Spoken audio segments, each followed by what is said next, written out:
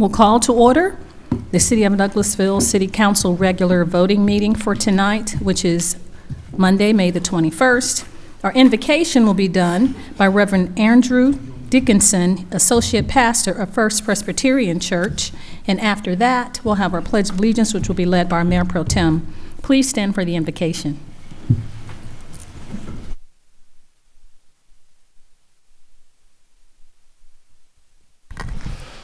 Thank you all. It's my honor and privilege to be with you all this evening. I've lived in the city of Douglasville, city limits, for the last 6 years, but it's my first time attending one of the meetings, so it's an honor and privilege to be with you all. Please join me in a word of prayer.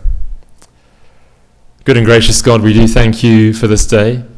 We thank you for the gift of life that you've given to us. It's a wonder and a mystery and a blessing to be cherished. Thank you, Father, for all those who gather here this evening with the various concerns upon their hearts. And Father, we thank you for our City Council and our Mayor, Mayor Robinson, and for all their work that they labor on our behalf to do. We thank you for the City of Douglasville. God, we thank you for each and every family that is within the city limits. And God, we do pray that our city would be a place which would be a place where there is freedom and opportunity and liberty and safety.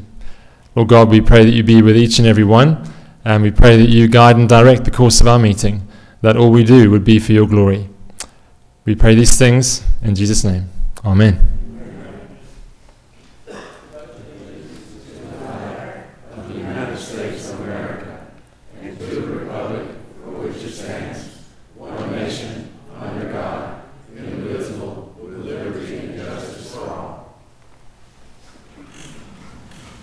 Thank you so much, Mayor Pro Tem, and Associate Pastor Dickinson made us feel like we were back at the wedding, the royal wedding this weekend, with your accent. Please tell Pastor Harper we said hello. Good to see you. Announcements and presentations. We don't have any, so I will go over the protocol for this evening before we get started so that everyone is on the same page and we won't have any misunderstandings. I would like to welcome you again to the City of Douglasville's regular City Council meeting tonight. The Council will vote on the agenda items that we discussed last Thursday at the Legislative Work Session, which was May 16th. Items that will be voted on tonight have been discussed previously. Therefore, unless you have new information to present, you do not need to reintroduce the same material that you presented at the work session. If the business you are here to discuss is not listed as an agenda item, there will be ample time to discuss your business under the agenda item comments from citizens and delegates. Okay, before we get started, I'll just go over a few procedural issues. I would ask that you would keep your comments in presentations on a professional level, dealing with the facts that are important for this governing body to make our decisions. We will not accept comments that are considered to be a personal attack on any individual or groups. Only one person speaking at a time. We ask that you would not applaud or cheer or make disturbing noises or otherwise be distracting. I'll remind you that we are only required to accept public comments on zoning matters. And if you have a cell phone or iPad or some electronic device, please put those in silent mode or turn them off so they will not be disruptive during the meeting. Now, these are how the agenda items will be handled. The committee chairperson will read the agenda item. Then the person representing the agenda item or the applicant will make his or her presentation. And myself and council members will possibly ask questions if we don't have clarity from the last meeting that we had, the legislative work session. After that, the committee chair will ask for comments or statements from the audience. There is a maximum of 30 minutes in favor, 30 minutes in opposition. Each person has 5 minutes. There is a unique sounding gong that will go off if you've extended your 5 minutes. Prior to approaching the podium, please give your card to the city clerk, Ms. Vicki Acker, and again, each person has 5 minutes. This is not a debate where we do questions back and forth, ask questions and answers. It's not a debate format. It's just for us to receive information.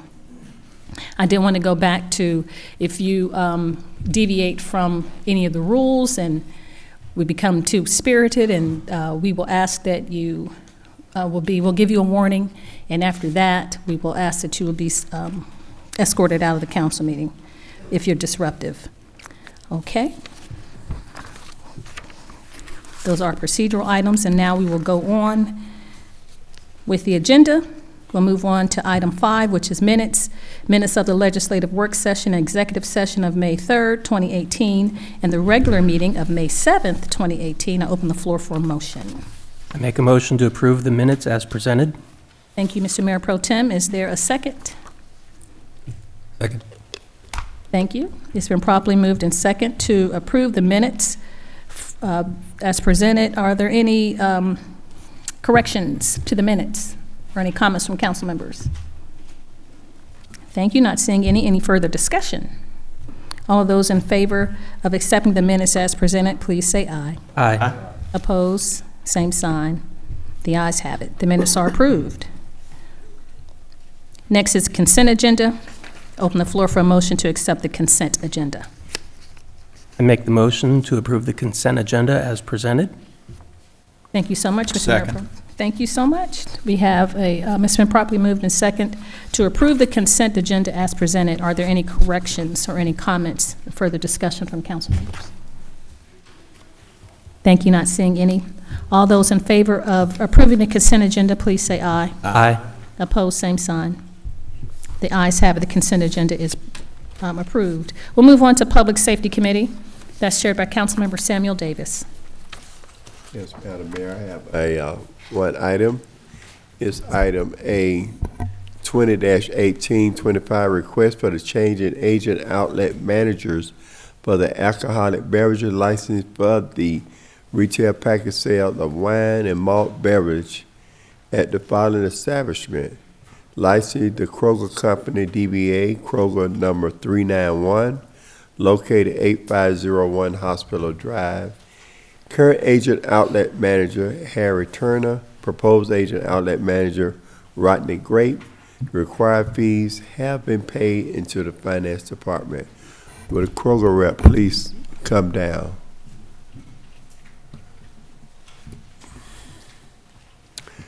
Thank you, sir. State your name and address for the record, please. Rodney Grape, 4155 Berkshire Court, Villa Rica, Georgia. Okay, council, do we have any questions for Mr. Grape?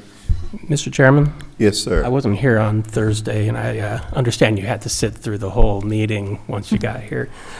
Just want to know, are you going to do that again today? Just Excuse kidding. me? No, I was just asking if you're going to sit through the whole meeting. No, You don't no. have to. No other questions? Any other council members? No other, Madam Mayor, I'd like a motion we approve 20-18-25. Thank you so much, Mr. Chairman. I have a motion to approve item 20-18-25. Is there a second? Second. Thank you. It's been properly moved and second to approve item 20-18-25. Is there any further discussion? Thank you. Not seeing any. All those in favor of approving this item, please say aye. Aye. Opposed, nay. The ayes have it. Item 20-18-25 is approved. Congratulations. Thank you, Mr. Grape, and continue operations. All right, I appreciate it. Thank you. See you at Kroger. All right. That's all I have, Madam Mayor. Thank you so much, Mr. Chairman. We'll move on to Community and Economic Development Committee. That's chaired by Mayor Pro Tem Richard Siegel. Thank you, Madam Mayor. I do have two items. First item, 21-18-21, is to reappoint Dean Wang as Post 2 member of the Douglasville Convention and Conference Center Authority with the term expiring June 1st, 2023. Put that 21-18-21 in the form of a motion for approval. Thank you. I have a motion. Is there a second for Dean Wang to be? Thank you so much. It's been properly moved and second to approve item 21-18-21. Is there any further discussion as it relates to this item? Thank you. All those in favor of appointing Dean Wang to this position, please say aye. Aye. Opposed, nay. Thank you. The ayes have it. Items 21-18-21 is approved with Dean Wang as a representative to continue his term on the Douglasville Convention and Conference Center Authority until June 1st, 2023. Next item is 21-18-22. That's to appoint Ray Ann Alves to serve as the Post 1 member of the Douglasville Convention and Conference Center Authority to fill a term expiring June 1st, 2023. I put item 21-18-22 in the form of a motion for approval. Second. Thank you. It's been properly moved and second to approve item 21-18-22. Is there any further discussion as relates to this item? Thank you. Not seeing any. All of those in favor of approving item 21-18-22 with Ray Ann Alves as the appointee to post 1 member for Douglasville Convention and Conference Center Authority to fill a term expiring June 1st, 2023, please say aye. Aye. Opposed, same sign. The ayes have it. No other business, Madam Mayor. Thank you. Thank you so much, Mr. Mayor Pro Tem. We'll move on to Planning and Development Committee. That's chaired by Councilmember Mark Adams. Thank you, Madam Mayor. We have You're several welcome. items tonight under Planning and Development. Item A is item 22-18-45, appoint an individual to the Post 4 position on the City of Douglasville Zoning Board for a 5-year term extending through June 1st, 2023. Ms. Hampton is handing out a ballot for each of us to complete and hand back to her, and then she will report the results.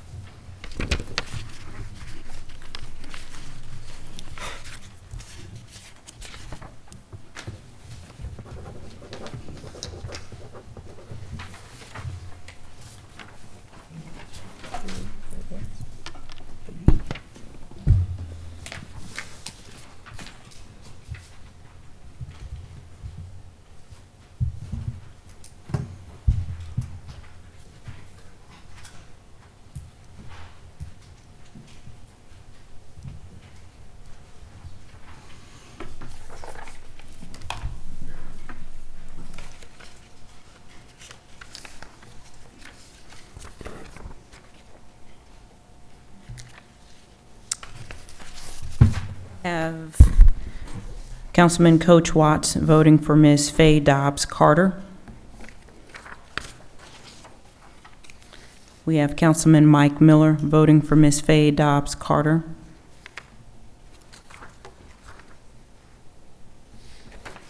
We have Councilman Mark Adams voting for Ms. Faye Dobbs Carter.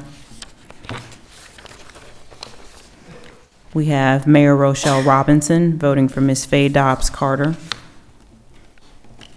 We have Councilman Mayor Pro Tem Richard Siegel voting for Mr. Donnie Nunley.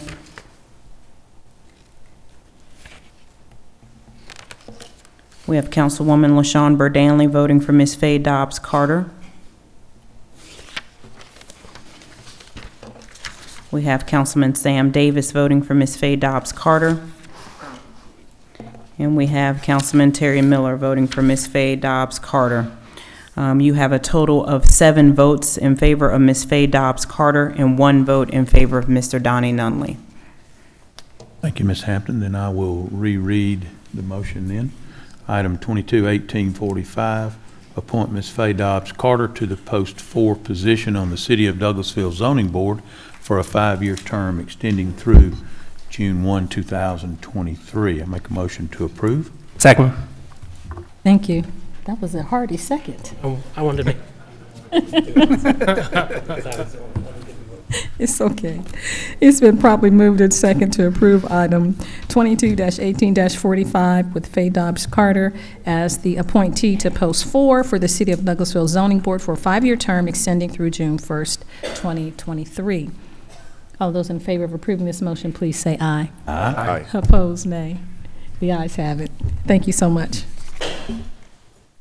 Thank you, Madam Mayor. Item B, 22-18-46, adopt an ordinance to enact Section 3.04 of Appendix A, the zoning code ordinance of the Code of the City of Douglasville, to impose restrictions on special land uses in the IH Heavy Industrial District, to amend subsection 5.06.02 to provide additional standards for considerations of special land use permits, to amend Table 2-1 of Section 2.05 of said ordinance to revise permitted and special uses for certain principal uses, and to omit certain uses from that chart, to reword the title for Article 3, Division 2, and to assign Section 3.61 to that division, and to enact Section 3.53 requiring a distance of 3,000 feet between lots used for quarries and mining.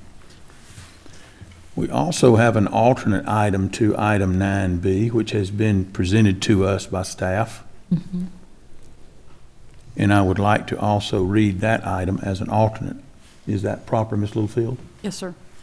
That's item 221848, adopt an ordinance to enact section 3.04 of Appendix A, the zoning code ordinance of the Code of the City of Douglasville, to impose restriction on special land uses in the IH Heavy Industrial District, to amend subsection 5.06.02 to provide additional standards for considerations of special land use permits, to amend Table 2-1 of Section 2.05 of said ordinance to revise permitted and special uses for certain principal uses, and to omit certain uses from that chart, and to reword the title for Article 3, Division 2, and to assign Section 3.61 to that division.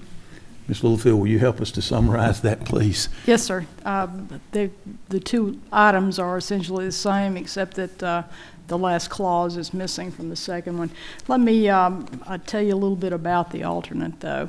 Mr. Dodson and I put together something that softens the proposal. In particular, the first section of it has been changed in the alternate so that there are no distance requirements between specified uses and IH SLUPs.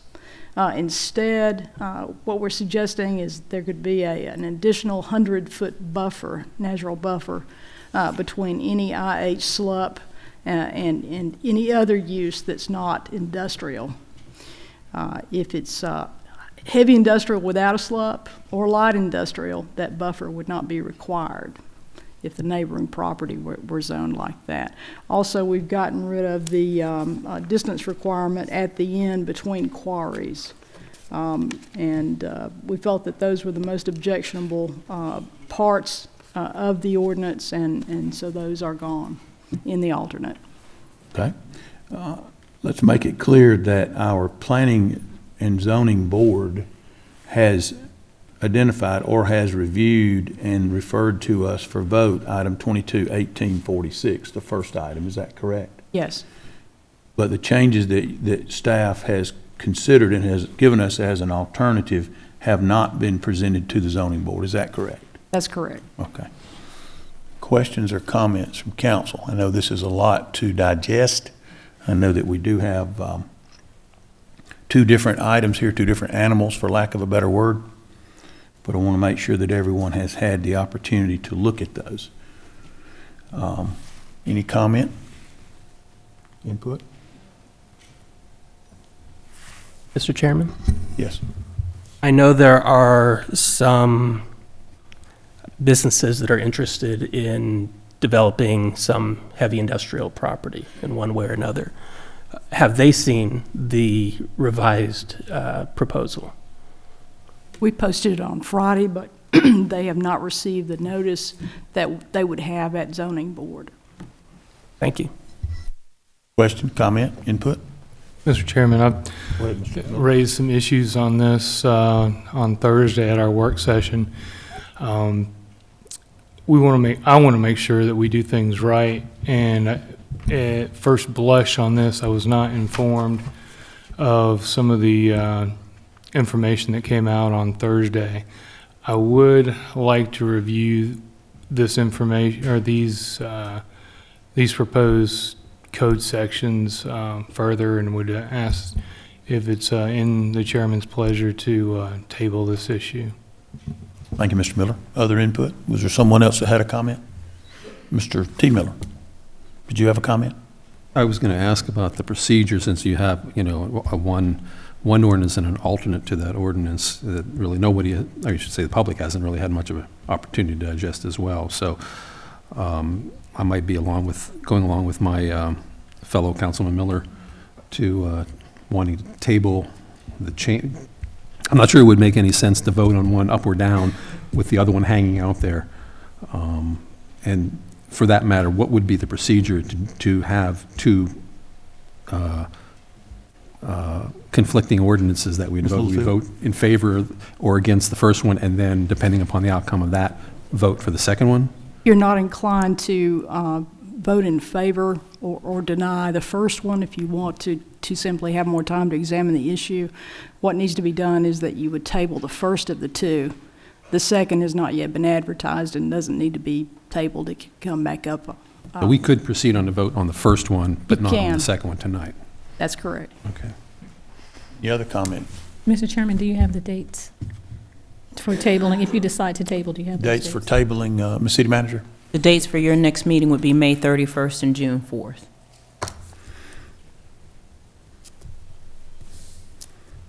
Mr. Chairman, Yes. go those ahead. dates would still be before the expiration of the current moratorium, correct? That is correct.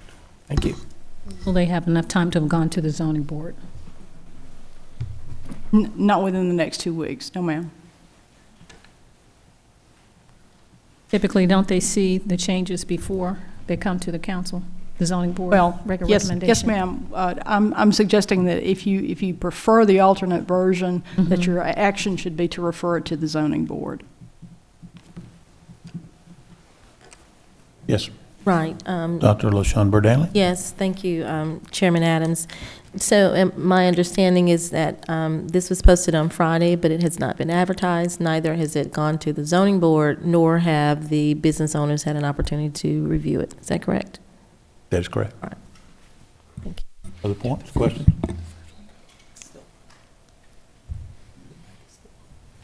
Okay, in light of that then, on item 22-18-45, I'd like to make a motion that we table that item, please, to the meetings of 5/31/18 and 6/4/18. Did you mean item 46? I'm sorry, I said item 45, I'm behind item 46. 22-18-46, make a motion to table. Second.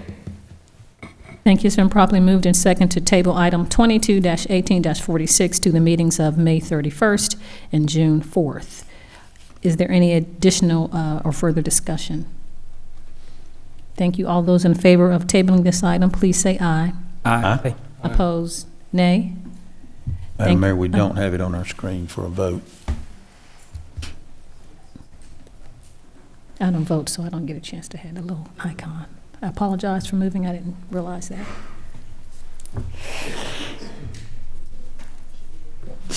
Thank you. Everyone has had an opportunity to vote. Coach Watts? Yes, ma'am. Okay. All of those in favor of tabling item 22-18-46 to the meetings of May 31st and June 4th, please say aye. Aye. Opposed, nay. The ayes have it. Item 22-18-46 is tabled to the meetings of May 31st and June 4th. Okay, thank you, Madam Mayor. Now let's move to the alternate item, to item 9B, which is item 22-18-48, which we have already read also. This is the item that our staff has presented to us that has not been advertised and has not been referred to the zoning board for review to be sent back to us. Is that correct, Ms. Littlefield? Yes, ma'am. Okay. Sir. Any discussion or any other question upon this item?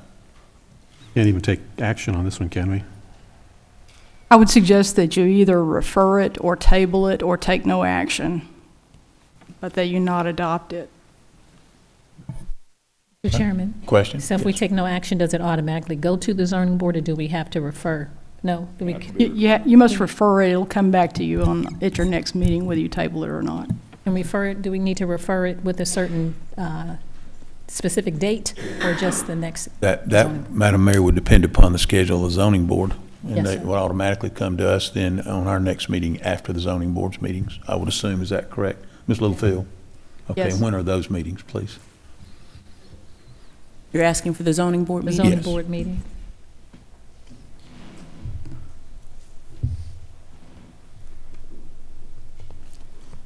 The zoning board meetings are Tuesday, June 5th, 2018, and Tuesday, July 3rd, 2018. We do need at least 15 days prior to these meetings to do any advertising. Miss Wright, you said July 3rd? Oh, Yes. the day before the June 4th of 5th July. and July 3rd, was that not correct? June 5th. I will check the July 3rd date, but it's the first Tuesday of the month, our zoning board meetings, unless there's a conflict of a Monday holiday. Okay. Mr. Chairman, Vote yes. so the item B is postponed to. Item B is tabled. Tabled, that is, until May and the June meeting. Mhm. And item C, which is a competing or conflicting zoning ordinance change. An alternate. An alternate. So when the other one comes back up, we'll still have this one being discussed by the zoning board, the alternate. Yes. If we refer it to the zoning board, yes. It may be that you might want to study it for a couple of weeks and then decide whether to refer it or not. That would be the council's. I like that idea. Other comment or question? Yes, Madam Mayor. Yes, Mr. Chairman, and in that date, it seems like it's exactly 15 days, so 14, I might be off a little bit. But it may not have enough opportunity for them if they were advertised tomorrow to be exactly. Mayor, they'll take it to the next available Yes, ma'am. meeting after you do the referral. You don't have to name the date. Okay. It's just to let you know when it is. When those dates It sounds are. like it will be July. Yes, ma'am. Thank you. Thank you, Mr. Chairman. Yes. And we Yes. will have to extend the moratorium during one of our meetings in June. That was my next question, and my next point is that neither of the plans here to look at alternate to 9B would come within the deadline that we presently have for the moratorium, correct? Sounds like there's only 15 days and we did not advertise today. Thank you. Other input? Okay. I'm going to then make a motion on item C, 221848, which is the alternate to item 9B, to table item 221848 to the next meetings of 5/31 and 6/4. Is that correct? That will give us time for us to familiarize ourselves, to have it looked at by public, and to be advertised. Is that correct? Since neither of our actions would cause us to be within the deadline of the present moratorium, and it will have to be extended no matter what. That is my motion to table. Second. Thank you. It's been properly moved in second to table item 22-18-48 to the meetings of May 31st and June 4th. Is there any further discussion from council members? One question. Yes, sir. Did I not hear that this wouldn't even go, the alternate would not even go to the zoning board until the 5th? And so it would be on our agenda for the 4th, so, We're going to state it again. and, okay. well, the chairman will make a recommendation at that time. Okay. You understand? The tabling, then we would, at our next meeting, hopefully then we would make a decision as to whether to refer it to the zoning board for their review and approval or to take action on it. Is that correct, Ms. Littlefield? Thank you. Any additional comments from council members? Thank you. Not seeing any. All of those in favor of tabling item 22-18-48 to the meetings of May 31st and May 4th, please say aye. Aye. Opposed, same sign. The ayes have it. So item 22-18-48 is tabled to the meetings of May 31st and June 4th. Thank you, Madam Mayor. You're welcome. We'll move on to item 2218-43, tabled from May 7th, 2018. Consider a request for approval of a development plan for a portable rock crushing plant received April 18th, 2018, located in land lot 189, District 2, Section 5, Parcel 21, application by Mr. Bart Boyd. This is an item that we had tabled, and I assume our first order of business then would be a motion to remove from the table item 2218-43. Thank you. It's been properly moved and second to remove item 22-18-43 from the table. Is there any further discussion? Yes, Oh, Mr. the second, Mr. Miller, T. Yes. Did you push the button?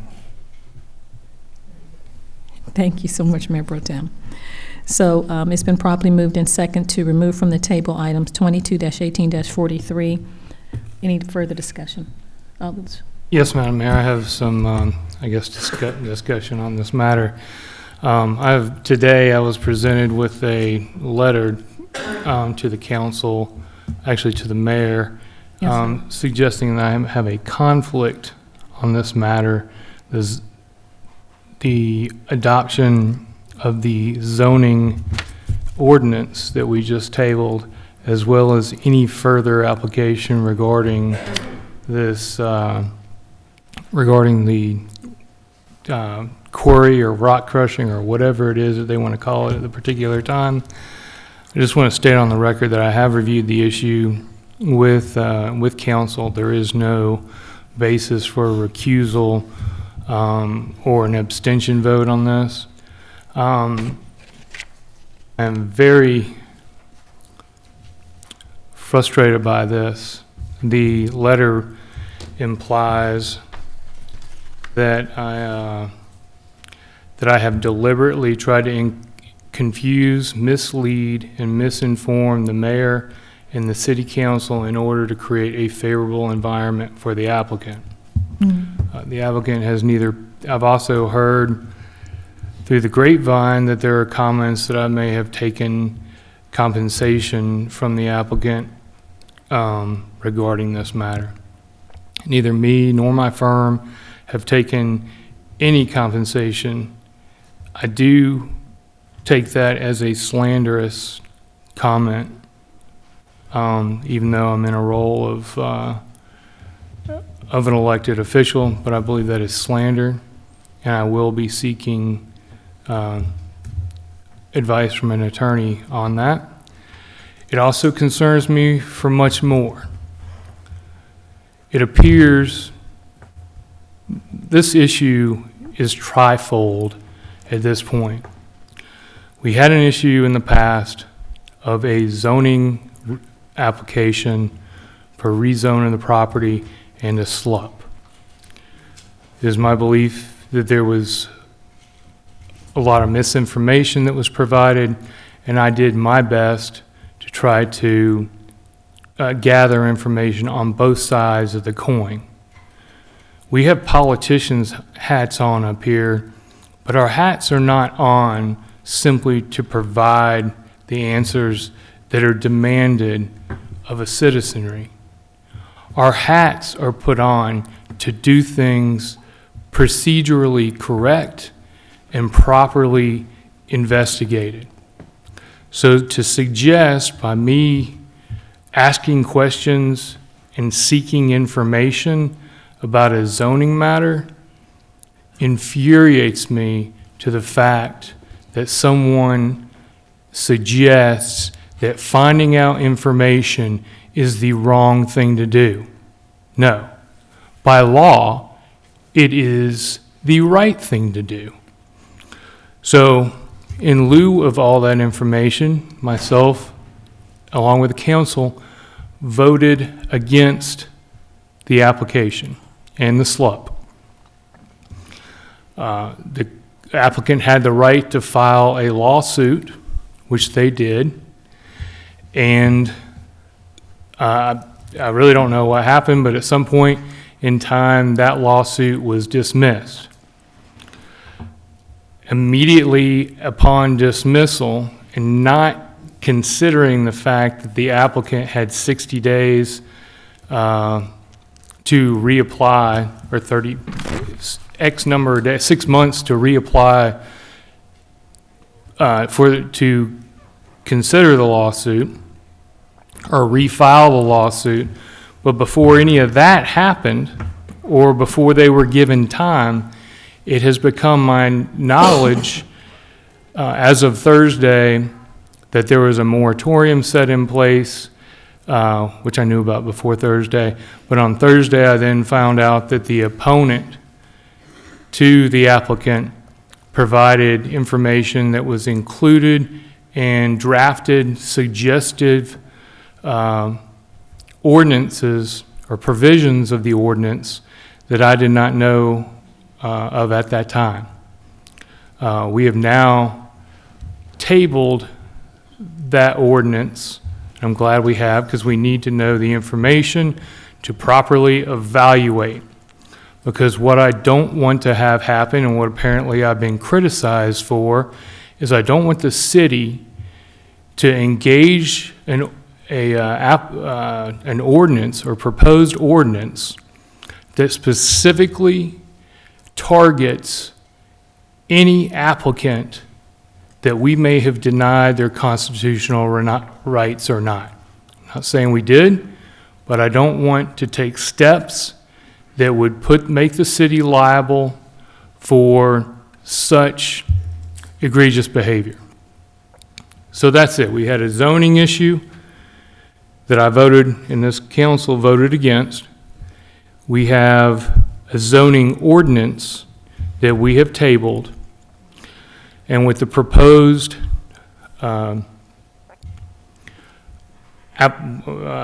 development application, we are discussing this, or development plan application, we are discussing this as we speak. I think it's important, and I've brought this out, and apparently I'm a bad guy for bringing this out, but it is important and necessary that we understand what's before us and what's being proposed is a development plan application. I almost want to say it with me, development plan application. This has nothing to do with the use of the property. And if it did have something to do, if there was a question about that, it has to be absolutely clear under Georgia law. Any ambiguities, which I've got, I'm not going to claim work I didn't do, but Mr. Dodson has provided us with a memo with a string of sites. Any ambiguities must be decided in favor of the applicant or landowner. So, those who question my motives, you ought to talk to me to my face. Because what we have done here, and what I think I've initiated, is the correct manner in which we always should do our zoning applications, our ordinances, and understanding that there is a difference between a land use issue, i.e. a zoning application, and a development plan that has been proposed. Now, I understand there's been some confusion over the SIC codes or SIC ordinances or SIC whatever you want to call them, which has added a lot of mud to the water. But unfortunately, as per Georgia law, and as it has been memoed, reported by our attorney, this is a development plan application, not a land use application, and therefore we are limited in how we approach this. And the standard applied by Georgia courts is that any ambiguities in this decision must be applied to the applicant. So I want to make sure we've had a lot of discussion. We've had a lot of old information comes up when it should have been new information. I want the folks out there to know, and it may be an unpopular position to take, but our political hats, and we live with you in the community. We see you at the grocery store.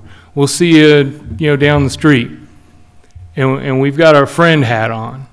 But when we come in here and sit behind this table, we have our job hat on. We have our city council hat on, and sometimes those situations that are presented to us are not always greeted with open arms. But we have a job to do. And if we do that job incorrectly and don't get the proper information, if we do that incorrectly, we could wind up in a lawsuit. And if we wind up in a lawsuit, especially if we've taken egregious actions or arbitrary and capricious actions, then we could wind up paying their attorney's fees and potentially punitive damages. So I apologize if I have offended anybody in my statements. That was not my intent.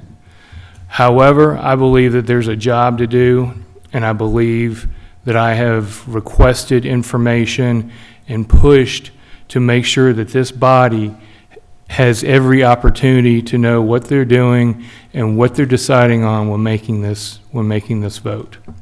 If anyone has a concern or a question of me, my cell phone's produced. You can meet me after the meeting. You can come to my house. I'll sit down with you and talk to you. But I thoroughly believe from the bottom of my heart, as a community member and as a city councilman and as a local lawyer, that finding out and taking steps to acquire all information presented is the way we're supposed to do this. Thank you, Mr. Chairman. Thank you. Thank Thank you. you. Thank you. Thank you so much, Councilman Miller. And I have to correct myself because we did not remove the item from the table before we had discussion, but you don't have to repeat everything because we heard you. So it's been properly moved in second to remove item 22-18-43 from the table. All of those in favor of removing this item from the table, please say aye. Aye. Opposed, nay. Thank you. Now, any further discussion on 22-18-43? And I would just say, Mr. Chairman, if I'm allowed, that since the letter was addressed to me, Mr. Miller, Councilman Miller, of course, I respect all citizens' points of view, but having known you for over 15 years, we do have city council hats when we come here, but we bring our experiences to the table. And because your background is in law and you are an attorney, that's just how you approach questions. So I believe that, education for Councilman Watts and real estate and finance and accounting and business owners and architects and law enforcement, for me, that's what we bring uniquely to the table, and that's what we need when we make decisions, to help us make those decisions. So that's how I received your information and received the citizens' information, but knowing that you sometimes can come across like it's prosecution, but that's just what you bring to the table.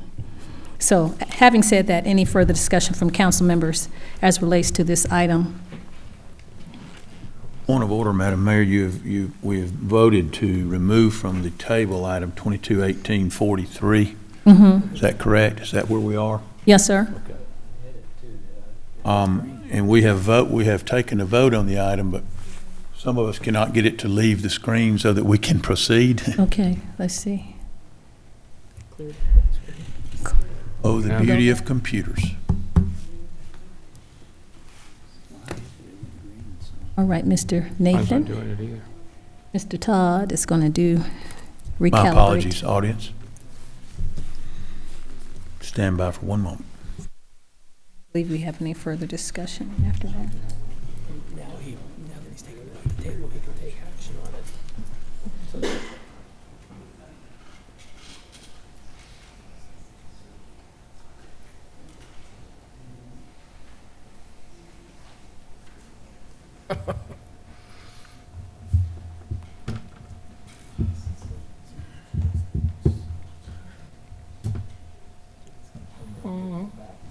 One moment, Mr. Adams.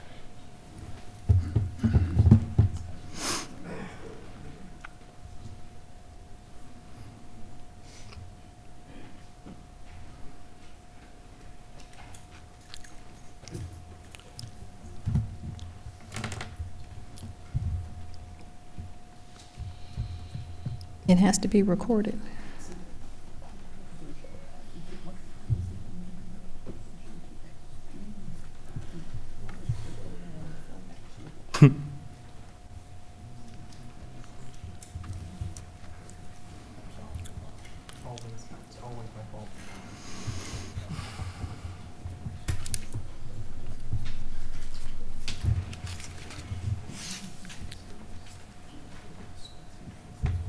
Need to take a recess.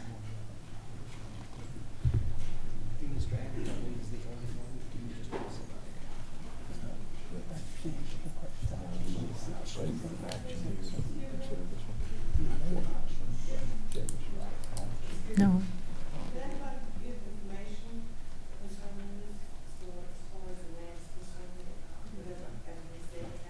Ma'am, I'm not going to take questions from the audience. Okay, thank you.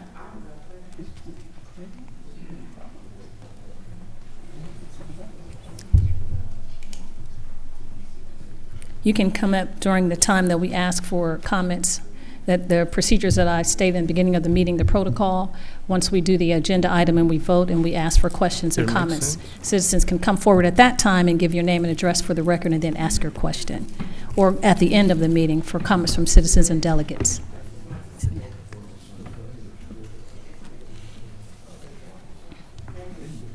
You're welcome.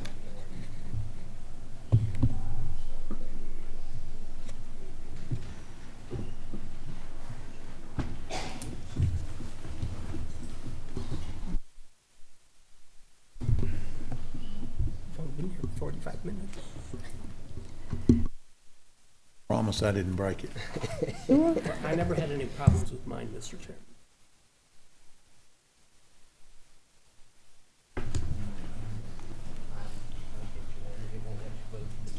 You want to use mine? Nathan, I'll try to use mine.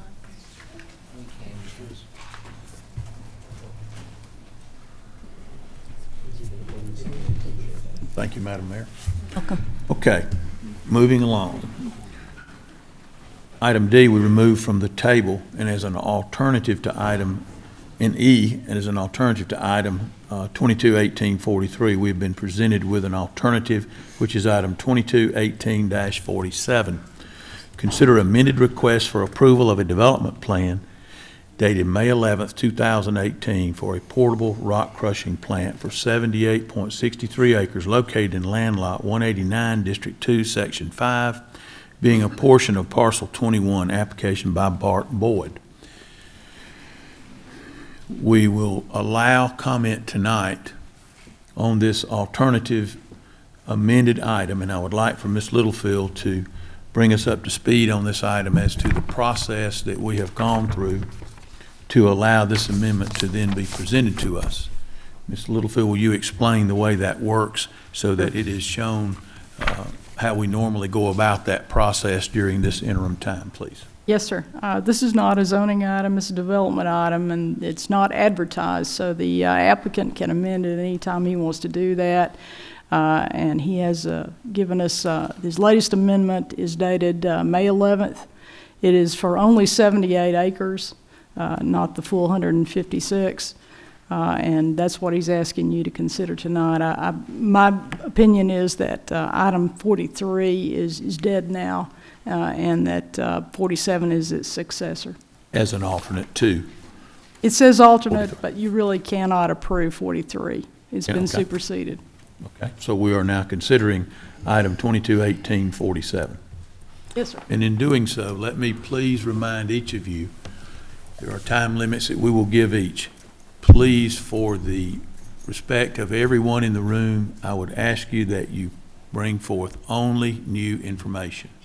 There will be ample time for anyone to speak that has new information, but with the length of time that has transpired and the number of meetings we've already had on this issue, I would respectfully ask you to give us new information only. We do not want to hear repeated information, please. Okay?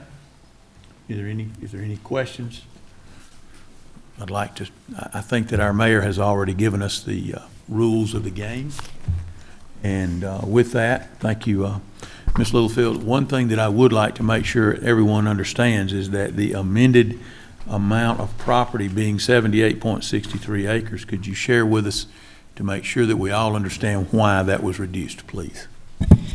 Upon closer examination, what we saw is that a portion of the property, about half of it, is in the unincorporated county. Although we have a map, had it on the website for a time, showing both pieces or all three pieces there. That was never included in any ordinance, the westernmost property, and was never annexed and never included in a official zoning map. So we are not able to consider a development plan on a piece of property that lies within the unincorporated area of our community. It is not within the city limits. That's correct. Okay, thank you.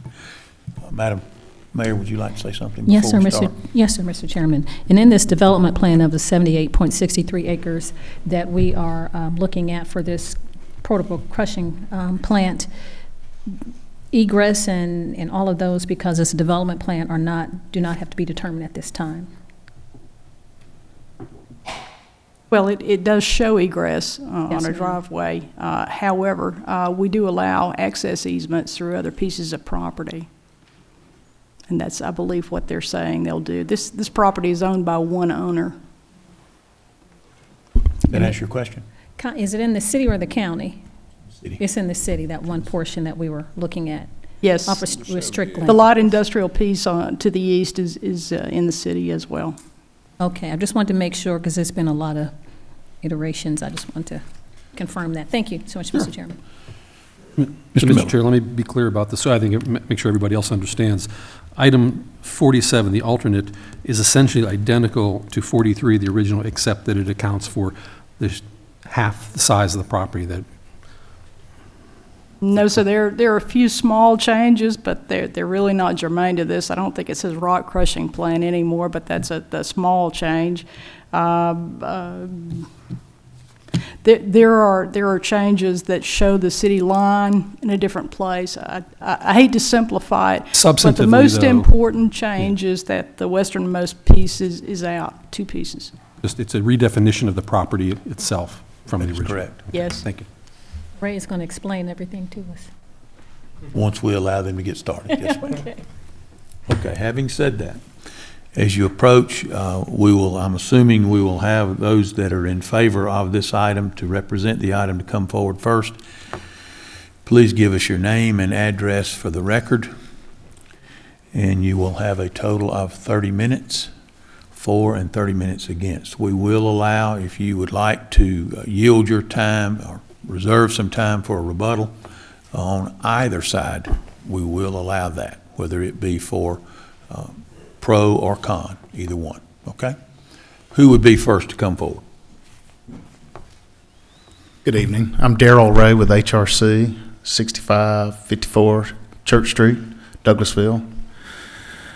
All right, so going through all of this with the development plan, hopefully all of you guys kind of understand what Ms. Littlefield's been telling you, but on May 9th, we received an email that basically said that part of this property had never been annexed into the city from maybe when somebody thought it had been done back in 1999. That's kind of the quick history lesson that I got on it. Although all the maps at the county show it was in the city and all the maps at the city showed it was in the city. But anyway, we're drawing this line at where Ms. Littlefield is telling us the city limits is. And as I said on Thursday, clean living once again rewarded. We were in the city limits with what we had drawn up here. We weren't across that line. So anyway, I don't know if you guys have any additional questions for me. Hopefully everybody understands that what we're asking for on this development plan all falls within the city limits on this. And, pretty much we've worked with the city staff and tried to figure out exactly how this development plan should be done and turned in and make sure that we're meeting all of the requirements there. And if there's any questions, I don't mind answering those. And if not, I'll yield my time to Mr. Dillard. One question, Mr. Ray, then the amended, what we are now considering and we're having this hearing on, the amended development plan is as before us in our first attachment on 78 plus acres. Is that correct? That is correct. Any questions of Mr. Ray before we proceed further? Next. Thank you, Mr. Ray.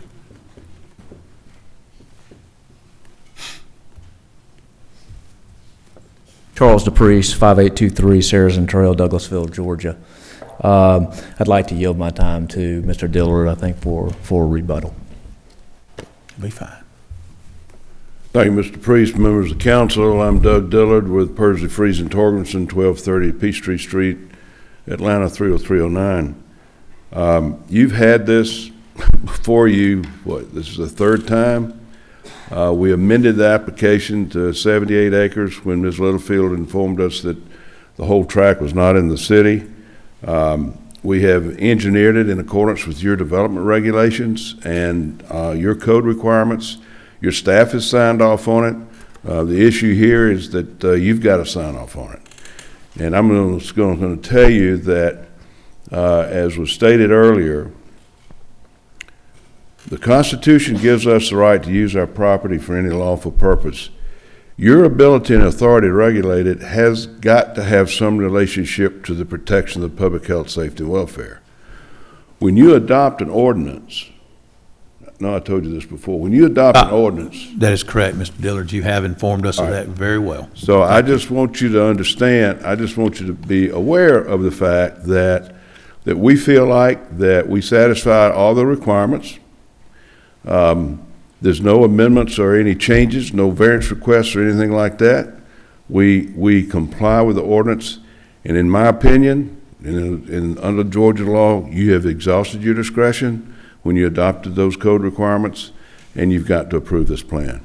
I'll reserve my remaining time for rebuttal. I really got those photographs for the ordinance, just to let you know where everything was, but all of these photographs that you have in front of you come within, Charles took these photographs over the weekend. They're within, what, 1,000 feet of this property? So I'm just going to suggest to you, in my opinion, the best looking photographs there are the quarry and the transfer station. But having said that, that's what we got in the neighborhood. And I reserve my remaining time for rebuttal. Thank you, Mr. Dillard. Who's next? Anyone else to speak in favor of this application of alternative item 221847? If not, then we will invite anyone to the podium that would speak in opposition to this item. Please come forward. And as we said, state your name and address for the record. And let us hear from you now. My name is Judy Shipley, 1122 Doris Road, Douglasville. I donate my time to Curtis Shipley. Thank you.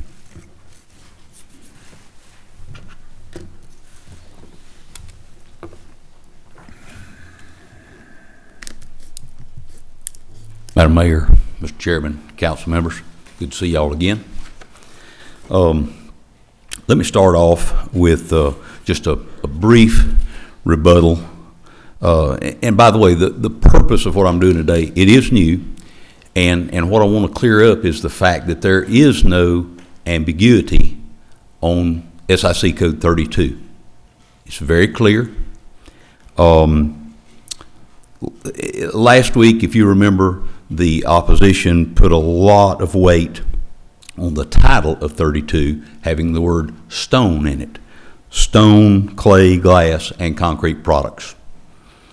Now, titles are important because they certainly can give us some idea of what we're talking about, but they're certainly not to be used as a definition. I recall picking up a book one time, the title of which was Kill the First Tiger. Thinking it might be about hunting, I look at it, and when I open it up, lo and behold, it's about how to run a business. It doesn't have anything to do with tigers. You might be driving down the road and see a sign that says, "We sell cars." Well, certainly that gives you some idea of what they're doing, but until you stop and look at it, you don't know if they're talking about new cars, used cars, Fords or Chevrolets. You have to look. And so here's the thing. When we look inside 32 at the word stone, we do find the word stone in there. There's 26 separate subcategories in SIG 32. There's only one that mentions the word stone, and that is subsection 3281, cut stone, stone products. Now, I researched many different sources for many examples of 3281. All the language very similar: cut stone, shaped stone, finished stone. So to make sure, I pulled up a list of illustrative examples, and I'm not going to go through this whole list for you, but just to give you a couple so that you can see the pattern. You've not already covered this, Mr. Shipley? No, sir. Sure? This is a completely different section. Okay. 3281. Okay. Specifically, the word stone is what's being used here. Okay. Altars, cut stone, baptismal fonts, cut stone, benches, cut stone. You get the pattern. It's all the way down the list. So we're talking about cut stone, not crushed stone, not gravel, is what we're talking about here. So again, now to be absolutely clear, again, so there's no ambiguity, I went a little further, And if you research the purpose of the SIG codes, you can go back to where it explains why they were needed and when they were adopted in 1937. And it gives a further clarification. Here's what it says. Thus, the Standard Industrial Classification System was born. SIC codes are 4-digit numerical representations of major businesses and industries. SIC codes, listen closely please, SIC codes are assigned based on common characteristics shared in products, services, production, and delivery systems of businesses. In other words, clearly, this particular category is for cut and shape stone, not for crushed stone, broken stone, or gravel. So here's my summary. Where does that leave us? Okay, here's where we are. We have looked at SIC 14 under mining and clearly found the definition for the described process that the applicant has given us. We know it's listed there. We also know that one use would not be permitted in 2 different categories. Your own city attorney has agreed with that. That would simply defeat the purpose of the classification system. It would be worthless. So in spite of this knowledge that one's not going to be in 2 places, in fairness to the applicant, we have examined very thoroughly, as you know, SIC 3295 and now 3281 to determine if the language used in these codes would allow the production of gravel, crushed stone, anything of that type to be considered manufacturing, which would allow it to be considered on this heavy industrial property as it's currently zoned. The evidence is overwhelming. There's not one single place in either of these codes that supports the idea that the production of a construction aggregate is manufacturing rather than mining, where we know it's listed. We can find it. Now, you know, I had a list of other issues that I have with this plan, but I think I'm just going to stop right there. I believe that you have all the information in front of you that you need to make an informed decision.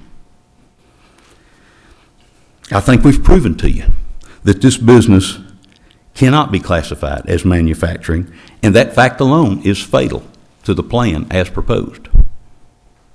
If you need another reason to deny, how about this? Why would you ever choose some projected financial gain over the health and safety of our citizens? I'm sure y'all have received some information after Mr. Yates' testimony the other night of the dust on his boats, the trucks scattering this stuff up and down the road. We've done a lot of research. OSHA has revised their standards. This silicosis is serious stuff, more serious. Mr. Van Sant actually did a report on it last year. But then the hired gun said, well, you know, silica's all around us. It's safe. There's nothing wrong. It's just like playing with sand in a sandbox. Well, the thing is, that's not the whole story. Sand in a sandbox is not it's too big of a particle to be a danger to us. But the processes involved in crushing and grinding rock create a much smaller particle that is dangerous. It's been classified by the CDC as a carcinogen, causes lung cancer. So we are talking about a situation here where we are actually endangering people. And we've got more information that we'll share with you. I know this thing's tabled, but anyway, if you want another reason to deny, how about this? Let's take care of Douglasville, her future, and her development. You know, I've been here a long time, and I really like this old town. Why don't we take care of her? If we don't take care of her, who will? Next generation? I'm afraid that may be too late. Please, I implore you, vote with your ordinances, vote with your conscience, and vote carefully. Our entire future is in your hands tonight. Thank you, and I'll reserve my time, please, for rebuttal. Thank you, sir.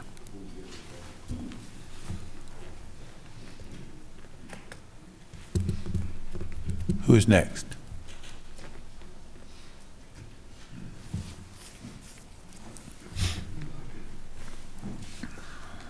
Good evening. My name is Chris Sheehan. I live at 7033 Rose Lake Circle, just off of Rose Avenue.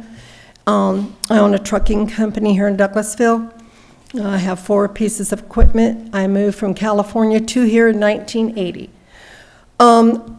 my gravest concern is this evening, I left Douglas County, it's Wellstar now, hospital with my husband, who has a bacterial infection. Our doctor told me he did a biopsy on his lungs, a biopsy on his throat, and had told us that the bacteria that he's come up with, they don't have a name for this particular bacteria, but it can be in the air, it can be on your clothes traveling. It's we've talked about the rocks having problems with some form of whatever it is that comes out of the rocks that has caused physical damage to people in the area with the school children, and the problems with the rocks making noise and disturbing the children in the school.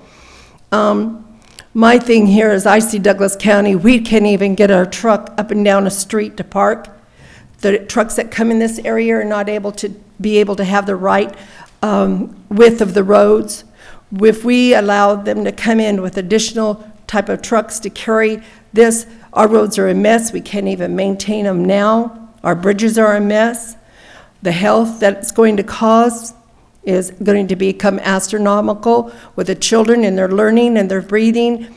I was laying on the couch last night or yesterday afternoon watching a show with my husband, spending much time I can now with him, and 51 years, and the boom.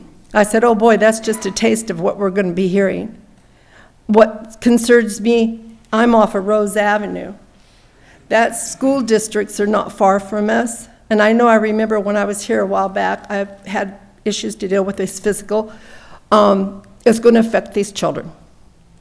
I would like the board to be able to stand up before the people here in Douglas County and say, we're watching over for you, not only physically, mentally, but we want to be in the place that we have our conscience clear for what businesses we allow. We can't even handle what we have in Douglas County, honestly. I can't find a place to park our trucks. We have to beg people, had to go to KBG, rent a lot there to get somewhere. You can't park them. You guys wait till the DOT's coming down now on the tracking of the trucks and their logs. They're going to be parked everywhere you can imagine around here. And the damage it's going to do more than what we've got. I can't imagine what this is going to cost. You're talking about weight of tractors or the trucks moving down the road. Like I say, I see it in all the trucking, the roads, the people of physical health, the children. To me, I don't feel that it's be proper for us to vote this in. And I know that it can bring a lot of money. We're opening up a Bright Star, that's that brand new window business, and that's nice. But I'm even thinking to myself, how are these trucks going to get down the road? They're breaking our curbing up right there on Highway 5 because they can't make the turns. They're going to get off the interstate. You have car crashes. One night I was off Highway 5 coming off. Cars, we stopped to see if the traffic's coming this way. Boom, we get rear-ended because we have to stop. Behind me comes another lady from Walmart. She gets rear-ended. We can't even conduct our roads, let alone conduct another big rock quarry, as we already have in our county. So I appreciate my time, and I pray that your conscience will be for our city and our district area. I would love to see it grow much more than I've seen as far as our bridges and other things and construction. Then I would see another rock quarry being placed in our area. And I thank you for your time. All right, thank you.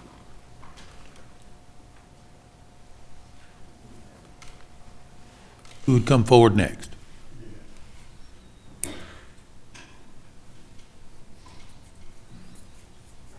Good evening to all of you. My name is Eugene Massey. I stay at 7831 Lakecrest Way. That's Douglasville. And this is my first time I came to a council meeting. And some of the things that we are expressing is very important and very pertinent. Now, I'm not going to take too much of you people's time because we moved 7 years ago from the city of Detroit. Me and my wife, it was a retirement. And sometimes I do get involved with some of the other retirees because sometimes some of their loved ones just don't even stop to say hello. But we are all in this battle together. And I want you to understand, I don't have nothing written that I can share with you this evening, because I don't think I need anything, because it comes from my heart. It comes from within. You know, we're just trying to make it. I retired. My wife, she's retired, but there is some health issues that we've been involved with. And when you use the term development, I have no problem with anybody development, but what does this lead to? Be more simplistic when you say development. Because you could develop will mean what? Will it enhance our health? Will it bring another statue to our living? Because if you live long enough, you will get to that retirement age. Trust me. Don't think you won't make it, because you're going to get there. Just stay on this planet long enough, then one day you're going to reach back and say, the gentleman was correct. Because we had talked, saying some things that we just didn't hear yesterday or a week before. We heard a lot of times. But I am the talker of my family. But I can't speak for everyone.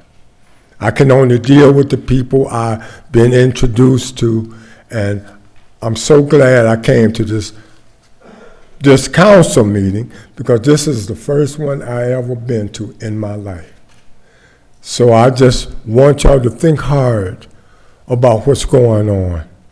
Think hard, and think about the next person, and think about their preservation. And this is all we want to hear. And to you, I was on law enforcement in Detroit. Thank you. For your service. Thank you, sir. Who else would speak? Please come forward.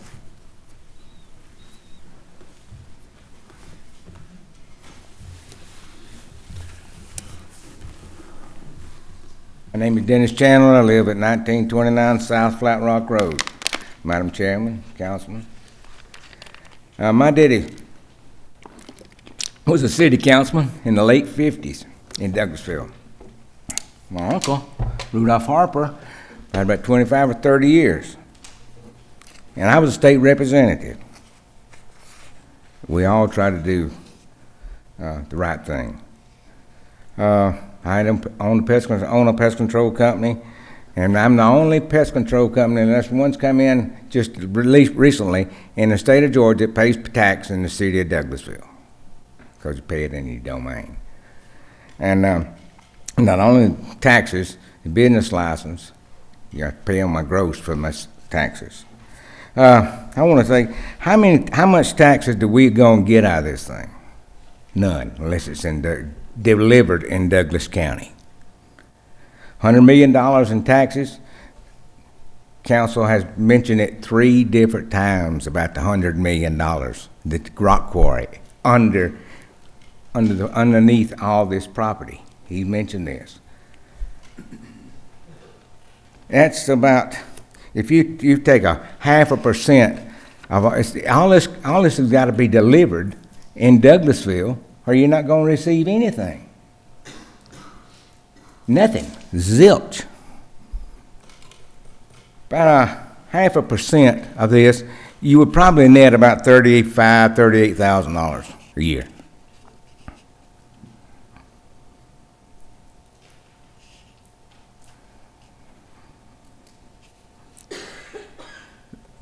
The other people have talked about brought the fact that under this is a good thing. It's just $100 million. It kept hitting you with $100 million. That tells me something's wrong with it. If you remember Mr. Boyd, back about 3 months ago, maybe longer, he talked about the rock on rail, the railroad coming in. You know, if it's moved out of Douglasville, you don't get nothing. Traffic.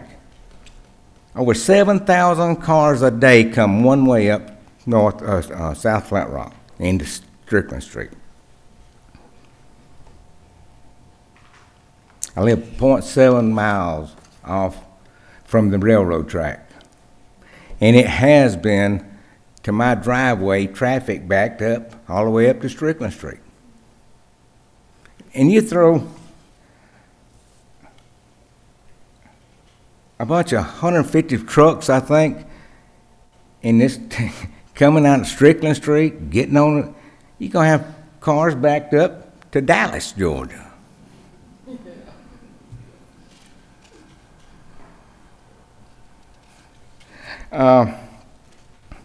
In this last meeting, I wasn't here, but I think Mr. DePriest brought up his rock quarry over in Elberton, Georgia. Elberton has 4,743 people, about 20,000 in Elbert County. About the same as Douglasville had in 1960, just about the right thing. Now Douglasville's got 33,000. Douglas County's got 132,000. My office mate over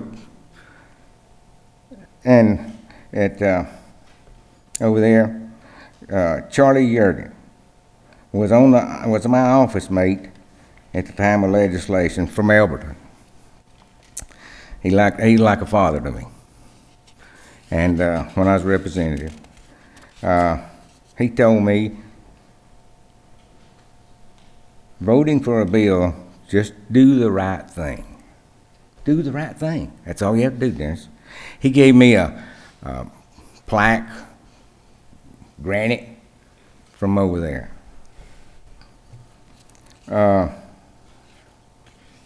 This thing, I don't know if you heard a little bit about it, the silica. Nobody says anything about the silica. It's air pollution, has become a danger to the residents. About 100 times smaller than, one grain is about 100 times smaller than a grain of sand. And near mining operations, it can go in the wind for 5 miles. 5 miles.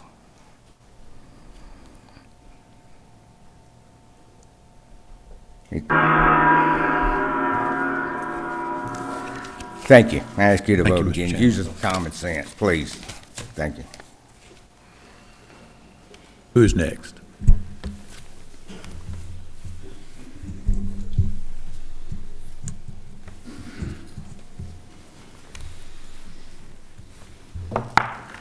Madam Mayor, Mayor Pro Tem, Mr. Chairman, thank you for letting me speak. I'm Beth Johnson, 8940 Rose Avenue, Douglasville, Georgia, 30134.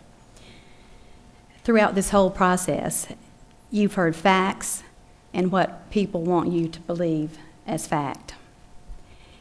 It is your charge as our elected representatives to determine the truth. Follow your own regulations.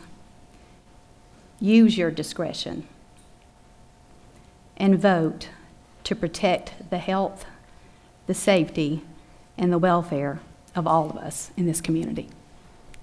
Thank you. Thank you, ma'am. Anyone else? Please come forward. How much time do we have, Ms. Acker?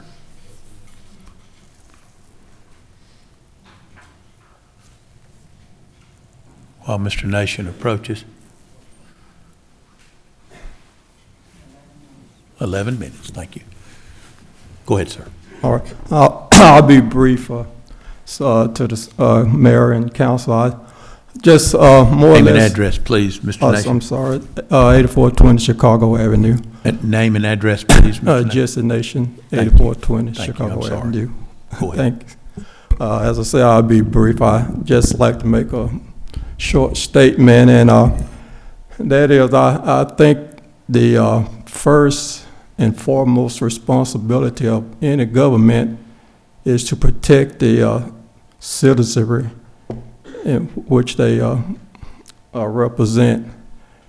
And from some of the statements that I heard during these discussions, and it's been quite a bit of evidentiary examples of where this proposal for this rock crusher would be detrimental to the health of the citizens of this city. And so with that, I ask each and every one of you to very seriously consider the protection and the welfare of the people here of Douglasville. And we, myself, desperately ask you to reject this approval for this rock crusher. And with that said, I thank each and every one of you for your time. Thank you. Someone else would speak? Please come forward. Anyone else that would speak in opposition to this application? Would you like to come forward and speak, ma'am? Yes. Okay. It'll be fine.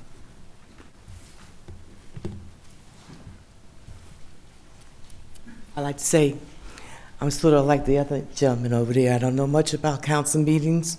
Ma'am, would you give us, please, your name and address for the record? My name is Valerie Goach. I live at 2540 Hamrick Road. I'm in a development not too far from the quarry. I would like you to reject this because of the fact that when I am there in my house, I feel as if I have to run for my life. And my house shakes. Everything shakes. And I got a little baby, he's like 1.5 years old. And he looks at me, and I look at him. And I say, well, maybe I got to grab him and just run out the door. You see me? I'm from New York, and this is a place out of everywhere in the world that I chose to live, Douglasville. And I love Douglasville. But I'm afraid that one day I'm going to end up in the ground, that the house is going to sink in, and I am going to be left dead somewhere. And I say to myself, what good is a government that is going to let me fall, or the possibility of me having an accident or being hurt? And then they tell me, they say, well, don't worry about it because the state's going to pay for everything later. I'll be dead. I don't want to live my life in fear anymore. And I know to make this filing of the rocks in the quarry to send it wherever they do, I know they're using all types of explosions and what have you. And I don't know really whether or not that's contributing to my house shaking. But I know one thing, I tell my husband, as soon as it happens, it's 12:30, it's Monday, it's Tuesday, whatever. I'm tired of living like that. I feel like my life is threatened. That's how I feel. And I just hope that you would reject this, because there needs to be some more evidence of how this affects the fault lines that we possibly live on. Nobody said anything about seismology and what the possibility of my neighborhood, my community is suffering, or at what rate. We don't know how it's affecting us scientifically. So I just like to, to tell you that before you come to a conclusion, have you ever done any research about the earthquakes and the people in the community that are complaining about their house shaking and the ground breaking and their insides? There's so much to be considered here. We only have one life to live. I only have one life to live. That money later on in retrospect to get back for being suing him is not going to mean anything to me or my baby. I ought to feel safe wherever I am in America, and I don't feel that way anymore. So I don't know whether you heard this before or not, but I need to come here to tell you that I'm scared. Please do not pass this. That's all I have to say. Thank you. Anyone else that would speak in opposition to this application, please come forward.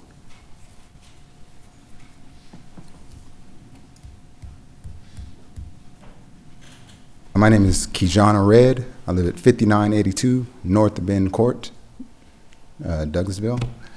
And once again, just like this gentleman here, this is my first council meeting here. I live in the same community that she lives in, that Valerie lives in, and it is true that our house does shake due to some of the other rock quarry.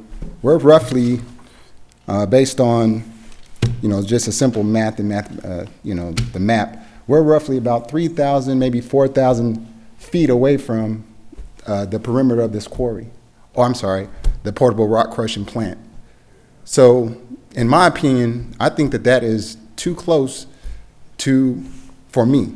All right, our house is shaking. I have 4 little kids that love to play outside. Okay, the pollen is bad enough. Now let's put glass. I mean, the rocks that crush, they have glass in them, silica. They have all types of things that cause health issues. All right, I've worked around asbestos. I've worked around chemicals that cause issues and health problems. And so this is going to be another thing that I'm going to have to deal with come XYZ years from now. So I'm definitely in opposition of this portable rock crusher. Okay, and let's think about this. Do these people that plan to put this plant, do they live in our community? Do they really care about the effects that it causes to us? Most of the time, you probably don't live where you work. Most of the time, you probably don't live where you're building your plant or you're building your business. And if you do, thank goodness. But if you don't, shame on you. Try walking in our shoes and living in our communities that you plan to affect negatively with your guys' quarry. Okay, and I love the explanation that the other gentleman talked about when he gave us the definition of rock stone. It's definitely, there is a line that you don't cross. You're not going to combine the two. One is for one is for the other. It is defined. So by definition, you will not be allowed to combine the two, so therefore it has to be opposed. It has to be. So therefore, that's all I have to say. I reserve my time for anyone that has the rebuttal. Thank you for your time. Thank you. How much time is there remaining, Ms. Acker? I guess about 8 minutes. Okay. Anyone else that would speak in opposition to the application, please come forward.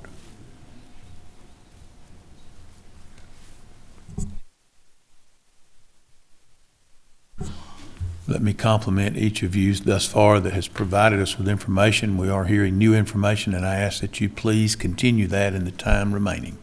Thank you very much. 5 minutes. Mr. Goach. Honorable Council, Mayor, members. My name is Anton Goach. I live at Hamrick Road, 2540. I spoke on Thursday. I ran out of time to read the remainder of my letter, but I just wanted to point out that I did bring some, I'm not sure I could classify this as new information, but just information to emphasize the point I was trying to make on Thursday. And these are maps taken from the GIS site, Douglas County, Celebrate Douglas County. This is a satellite view taken today showing our community and its proximity to the bluegrass operation. I think it's now called Martin Marietta. This one was taken in 2017, March. You can see there's no significant difference. I'm not sure that there's any, but I did submit these into the record to accompany the letter that I already submitted then on Thursday. And if I could just, my remaining time, just want to make a couple of comments. Prior occasions, prior meetings, some of the proponents of this new quarry that's been rebranded as a crushing plant, I think that's what it's called. One of the proponents stated that they had been working with members of the community, business members, possibly people who live in the community nearby. But to our knowledge, and to the folks who have discussed this amongst themselves for the years that they've had to adapt to this, no one knows of anyone of the proponents or the representatives who ever approached us to speak to us. No one's reached us out to us. And at just this past meeting, someone mentioned, one of the proponents mentioned, I don't remember the gentleman's name, but he mentioned that he He mentioned the Hammock Lake community by name, and he mentioned that it was next to the bluegrass operation, and I'm paraphrasing now. If I misquote, I apologize. Something to the effect that there's never been a problem. There's been a problem for years. We've had to adapt to it. And I need not remind the esteemed members of this council, who have far more law experience than I do, that the law is designed for a number of things. It is designed not only to protect the rights of property owners to do as they see fit with their property, but it's also designed to protect other property owners, neighbors of those property owners, to be protected from what might be done to them by their neighbors. There has to be a balance. And if I just could read the remaining paragraph of that letter I tried to finish complete on Thursday. I just want to say this. I am no stranger to the business, as it was put earlier.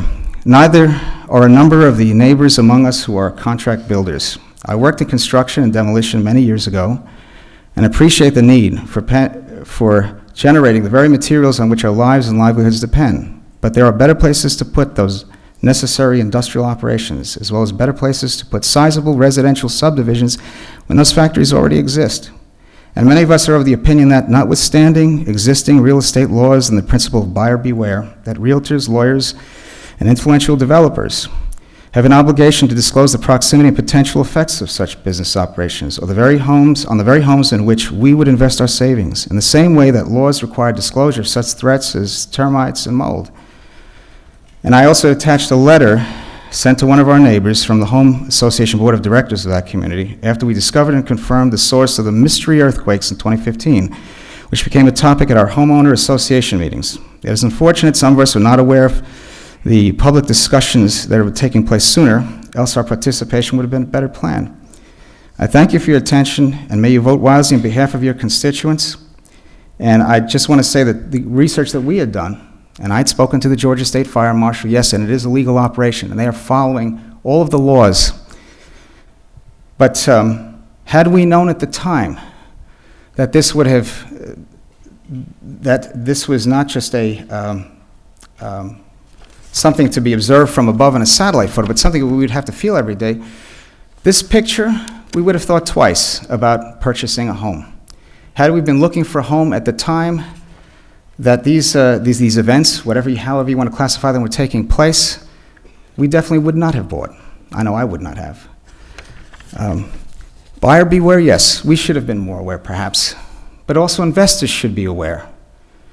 Think about the constituents in that community, or the members of that community. Think it important enough to approach them so that you can make informed decisions. Check your financials. Due diligence is now what a good investor does. If you stand to lose a lot of money, you should have been aware. So I please ask you to consider that, and please vote wisely. Thank you very much for your time. Thank you, sir. Anyone else to speak in opposition of this item? Please come forward.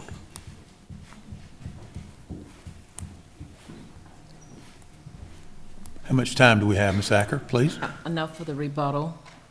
There was a Okay, gentleman. so you're reserving time then for opposition to have rebuttal. Yes, Mr. Shipley has 326, and Mr. Reed was giving up his additional 256. Thank you.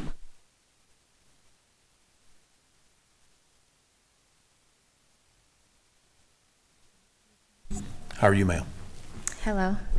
My name is Donna Dillard. I'm at 2570 Hamrick Road.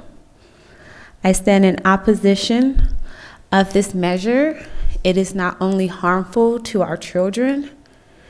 I also live in the community where you're able to actually feel the vibrations. I'm also a licensed Georgia realtor, and that's a concern for people looking to move into the community. So we are losing potential community members, potential business, potential neighbors, because they are concerned about this. They don't want this. They don't want to have to worry about this in a few years. So that's all I want to say. Just nice and sweet, and very quickly that this is a horrible idea. Thank you, ma'am. Anyone that would want to come and speak in what time is remaining in opposition? Please come forward.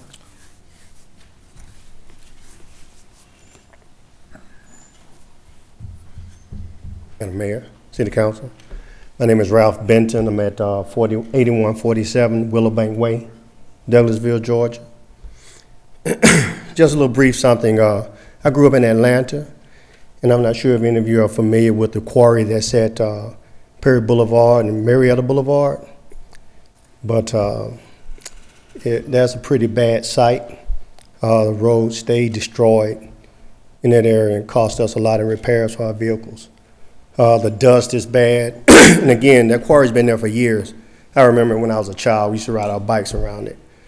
So, just keep that in mind as well, as you make your decision that there's a lot of things that, secondhand, I guess, damages that get caused from those sorts of businesses. And there are places for them, but right near our neighborhoods and that sort of thing, I don't think is a good place.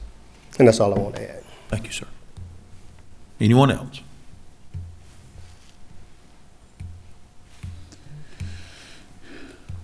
Okay, Ms. Acker, where are we on time?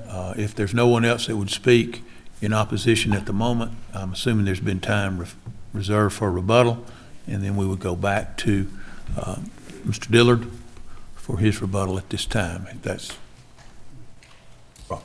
Thank you. So, just a point of order. I'm going to have rebuttal, then they're going to have rebuttal as well. Mr. Dillard, I was instructed today that that would be proper according to our staff attorney, that they would be able to reserve time for rebuttal. Just as you all had, we have allowed the proponents to have rebuttal. They've asked if they could. We've been told that we could grant that. Thank you. I'm going to disagree. We've got the burden of proof, and under the rules of procedure, if we've got the burden of proof, we have to have. We're entitled on Robert's rules and due process to have the last word. I'm not going to make an issue of it. I'm just going to point out to you that we object to that on due process grounds. Thank you, sir.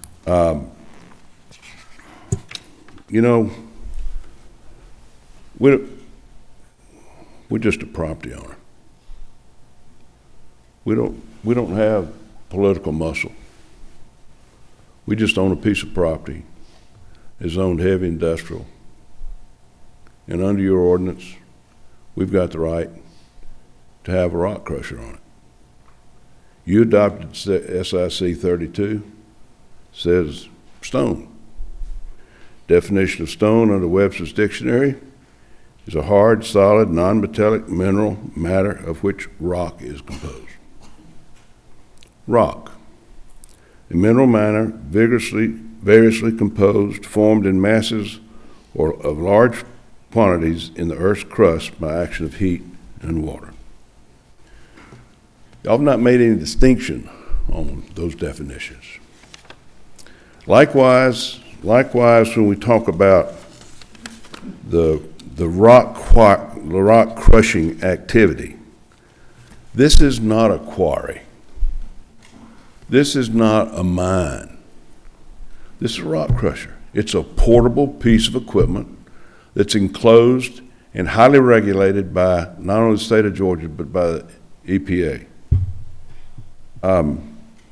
And there's no evidence in the record of any harm that's going to be done as a result of this facility being put on a piece of property that's properly zoned, that complies with the code requirements that you have adopted for you to follow. Section 3295, and this is not a quarry, establishments operating without a mine or quarry and primarily engaged in crushing, grinding, pulverizing, or otherwise preparing clay, ceramic, refractory materials, barite, and miscellaneous non-metallic minerals, except fuels. We comply with that definition. We comply with the definition of stone. And as I pointed out earlier, and as was pointed out to you by counsel, where there's ambiguity or where it's not clear, you've got to find in favor of the property owner and the fair use of property. You could take that away only when there's some adverse public harm that's going to be created by this facility. Well, when you adopted those regulations, you made no provision for that. And I submit to you, there's no justification to even assume that any kind of harm is going to come to the adjacent property owners or those that are located nearby. I submit to you these photographs that we took over the weekend. I'm going to tell you that's not a protection of a residential community. We're in the midst of a heavy industrial area. You've got to recognize that. And I think when you adopted your ordinance, you did that. You recognized that in the heavy industrial district, this is a permitted use. And it's not a quarry. There's no comparison to it as a quarry. And I submit to you that when you adopted the ordinance, if we comply with it, we have the right to use it in accordance with your ordinances. We've satisfied those requirements, and we just ask that you approve it because that is the right thing to do in light of the exercise, the discretion that you've had when you adopted these rules. Thank you. Thank you, sir. Where are we? Mr. Dillard has left about 8 minutes and 30 seconds left. So I need to give opportunity, or is that the end of it? You can give opportunity for anyone else on the pro side to speak in rebuttal. Okay. Is there anyone that would like to speak as a proponent of this application with the time remaining for the proposed application? If not, then we go to the rebuttal. And as a matter of record, Mr. Dillard, I do take your comment into consideration. I'm not an attorney. I simply asked the question and was told we could do this. Thank you. Mr. Shipley. Am I still on there? You need my name and address again. You're still there. Okay, very good. Just in consideration of them, I refuse to argue this 32 anymore. I think I've made my point. So let's not use this as a rebuttal then. Let's just use it. They're saying that no harm will be done. Let me show you what OSHA says harm can be done. Scientific evidence, new scientific evidence and testing methods have led OSHA to drastically reduce the permissible exposure levels for employees in the mining industry. 50% reduction just recently in some industries, 80% reduction in others.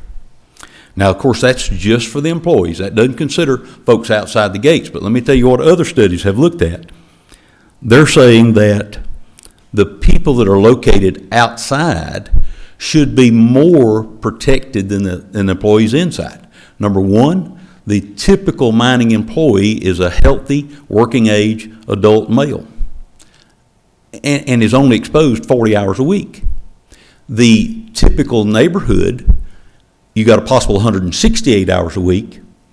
Not only do you have elderly, children breathe deeper than adults do, but you also have people who are already compromised. Emphysema, COPD, you don't know what's out there. There's nobody keeping a record of that. So here's what 6 states have done. 6 states have imposed their own guidelines to protect people in the neighborhoods. Let me see if I got time to read off a few of these. And just to show you how drastic a reduction these states have gone, whereas the permissible levels for employees is 50 milligrams per cubic meter, the states that have passed them are down to 3 milligrams per cubic meter. In fact, one, Vermont, is at 0.12 milligrams per cubic meter. And of course, this is based on the health studies that have been done. These are not made up numbers. These are studies they've done. These 6 states didn't just arbitrarily come up with these rules. They felt like there was a reason for it. Here's the deal. We don't have OSHA to protect us out here in the neighborhood. You are our last line of defense. You're all we've got. I would just implore you not to trade our health, safety, and well-being for some supposed monetary gain. For you, for them, for anybody else, it's not a good trade-off. We actually already have, as you've heard from the testimony of folks here recently and last year, Mr. Gerald Van Sant talked about the dust on his cars. Every day he can wash it, it comes back. Joe the other day talked about his boats. In other words, we know that we already have a dust problem. And I would admit to you that I don't have an answer as to how we mitigate or fix that issue. But here's the analogy that I'd like to offer to you. If we've already got a cut on our left hand and it's infected and we're treating it and trying to keep it from getting worse, does it make any sense to go ahead and put a cut on the right hand and have to treat 2 instead of 1? Please consider how serious an issue this is for the health, safety, and welfare of the community that y'all are committed to protect. I ask you to deny this. Thank you again, Madam Mayor, Mr. Chairman, council members. I really appreciate y'all's time and consideration. Thank you.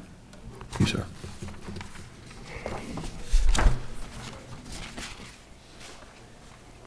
We completed our time then, for and against. Okay. Thank you. Having heard all of that information, we do appreciate the input of each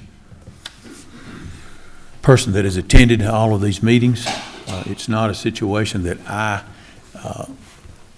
like being the chair of this committee. I'll just be frank with you in having to make these kinds of motions or make these kinds of statements. I do appreciate everyone that is here. I do appreciate the consideration that everyone has given to one another in a professional manner and by having provided us with new information.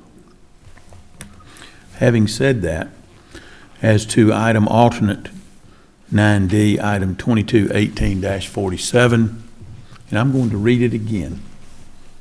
Consider an amended request for approval of a development plan dated March 11, 2018 for a portable rock crushing plant for 78.63 acres located in land lot 189, District 2, Section 5, being a portion of parcel 21, application by Mr. Bart Boyd. I must vote my conscience here, folks. My motion will be to deny item 2218-47. Second. Thank you. I have a motion to deny item 22-18-47. Mayor, Madam Mayor. Yes, There's sir. a motion and a second. Just for realization, we've heard a lot of information about, frankly, about something that we're not voting on. I would, to understand this more clearly, I asked Mr. Dodson to prepare a memo regarding what's actually before us and the standard thereupon. So I would, before we take a vote on this matter, I would like to ask Mr. Dodson to discuss his findings on that rule. Is it your pleasure, Mr. Dodson? A couple of weeks ago, you and another councilman asked me to give you a memorandum concerning the state of appellate law on issues of this nature, which I did. And of course, I probably can't express this as eloquently as Mr. Dillard can, but I think I gave you a concise finding in this memo. The first thing you have to realize is what you have before you tonight is not a rezoning decision. This is essentially a request by a property owner to use what he claims is a right clearly allowed by law. And when you say rezoning, that is particular to the use or changing of a use. Is that fairly? Yes. Zoning ordinances have only been around in this country for about 100 years. Back, I think, in 1920 and 21, the Supreme Court of the United States held zoning ordinances were valid in a case called the City of Euclid. through the years, there's been one consistent thing about all zoning ordinances. Every zoning ordinance requires that you give a property owner with a reasonable clarity uses for which he can put his property to. In other words, you cannot have a zoning ordinance that makes a property owner come before you every time he wants to use something and get permission. You have to set forth in your ordinance what he can do with his property, or what he can't do, conversely. As a result, when you're adopting a zoning ordinance for the first time, or you're rezoning a piece of property from one use classification to another, the law gives elected local officials a pretty good amount of discretion. Once you have a zoning ordinance in place and you've cut up the town or the jurisdiction into various zoning classifications, and you've set forth a list of uses for which a property can be used, at that point in time, your discretion is limited to whether or not his application is allowed under that use category. And that's where we're at. That's what you got tonight. Now, in terms of the law, Georgia has held, at least since 1955, as most states do, that zoning ordinances, being in derogation of common law, have to be strictly construed according to their written terms, and not expanded by interpretation or extrapolation to anything beyond that. Further, in Georgia, if you have a situation in which you cannot tell from your own ordinance whether a use is allowed or not, the appellate courts have always sided on the side of the landowner. And that's in other words, ambiguities go to the landowner. And that's in a zoning or use issue? That's in a use issue. So that's your legal landscape. I gave you a bunch of cases. There's probably 25 or 30. I didn't give you all of them, but I don't know that my analysis of the law is any different than Mr. Diller's. Now, having said that, that doesn't necessarily solve your problem. You have to make the determination as to whether the use sought is allowed. Now, of course, your legal staff can't tell you how to vote. If you think that this use is clearly allowed, you probably ought to vote for it. If you think it's clearly not allowed, you'd probably vote against it. If you don't know, you'll have to take your best guess and vote. I will point out just a couple of things. You have a zoning official that y'all appointed for his experience and qualifications. He made an initial determination that he thought it was an allowed use. Your process now is the council. You have the right to override that decision if you so desire. At one time, we didn't do that. At one time, you had a situation where the zoning official made a decision, and if somebody didn't like it, they appealed to the council. Essentially, that situation now is all wadded into this one hearing. I can't tell you how to resolve ambiguities. You just have to use common sense. All of you are well educated, and I assume you've all looked at the use classification code that's in front of you. So you'll have to make that determination. Yes, sir. Thank you, Mr. Dotson. Do you have any other questions Just about the one. law? Just one, because I believe in the memo it was stated, because I stated this earlier, I just want to be right, that any ambiguity should side with the applicant or the land owner. Yes, there's a Supreme Court decision that states that. Okay. That's all I have, Mr. Chairman. Or Madam Mayor, sorry. Thank you, sir. So we do have a motion and a second to deny item 22-18-47. Is there all those in favor of denying? Any further Madam Mayor, discussion? I apologize. Discussion, please. Could I ask one question Mr. then as a Chairman. continuation of the question Mr. Miller has asked?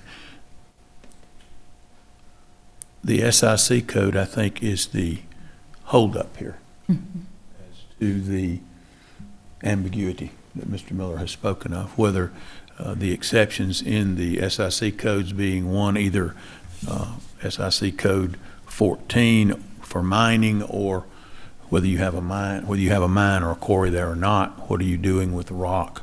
And there's an exception that was shown, and that is my holdup personally. Is that ambiguous, or was that put there for a purpose? I'm not an attorney. I have no idea. Therefore, that's the reason for my motion as I've made it. Thank you.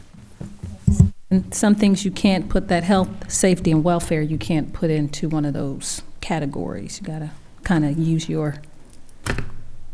Well, technically, and I'm not trying to influence your decision, but the health, safety, and welfare really doesn't have anything to do with the use request. That's something that would come up in a zoning decision. I mean, the question before you is the use that the landowner wants to put his property to, allowed by the current zoning classification. That classification doesn't have any catch-all unless we find it to be in violation of health, safety, and welfare. It's certainly a legitimate question. I'm simply telling you that that's not in the use classification you have. Well, the applicant and the citizens talked about that a lot, and so that's just something that weighs on. Oh, I'm not telling you to forget it. I'm just pointing out that that's not a factor in that SIC code. Yes, sir. Thank you. Yes, Mr. Mayor Pro Tem. Thank you, Madam Mayor. A lot of detail in the SIC codes, but what I look at is more of a common sense, what is actually going on there? Is it mining, which would require a special land use permit, which is a zoning action that would have to come before the zoning board and then us? Or is it manufacturing, a rock crushing operation? If they're not taking it out of the ground, how is it mining? Regardless of what the SIC codes say, whether they're crushing rocks, concrete, asphalt, chicken bones, stale cotton candy, it's not coming out of the ground on site. It's being trucked in from somewhere else.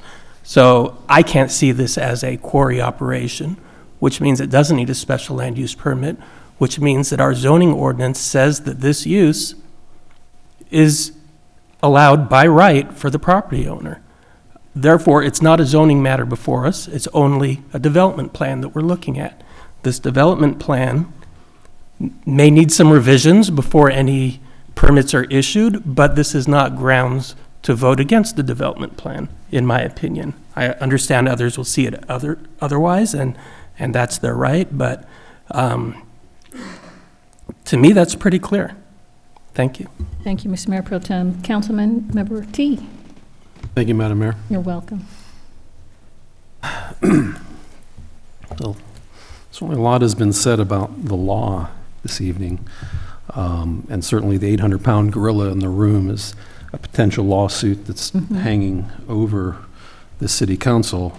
But what I really believe right now is that the city's zoning ordinances and our zoning code is what is on trial.